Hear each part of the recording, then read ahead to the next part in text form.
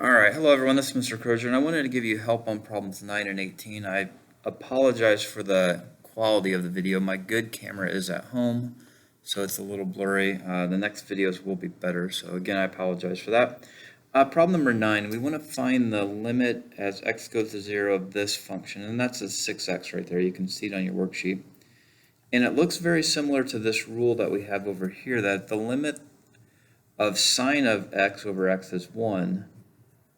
But we don't know the limit of this thing. So what we're going to do is try and turn this into that. And what I'm going to do is I'm going to multiply both of them by 2. And if I multiply both of them by 2, I have 4 sine of 6x over 6x.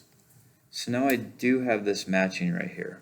This matches. So then I can break this apart into two different parts, and we could say this is 4 over 1 times sine of 6x over 6x, and those are exactly the same now.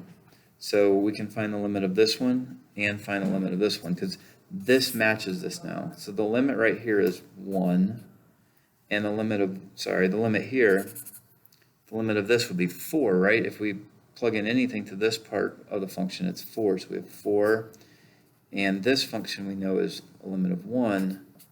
So it's just 4. So the idea on this problem is that we want to get to this limit that we know. And by multiplying by 2, we have this function right here that's exactly the same. Split them apart, find the limit of each one. The limit is 4. All right, well, I also want to talk about number 18 right here. On number 18, we are looking for the limit of cosine of x as x goes to infinity. Well, we can't plug in infinity, but we can talk about what's going to happen. What's going to happen with cosine as we go to infinity? Well, if cosine goes to infinity, that'd be cosine of 1, then cosine of 2, then cosine of 3. It's just going to keep going back and forth between negative 1 and 1.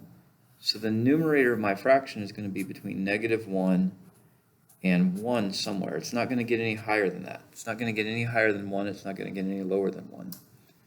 But what's going to happen to the bottom? Well, it's going to be a really big number.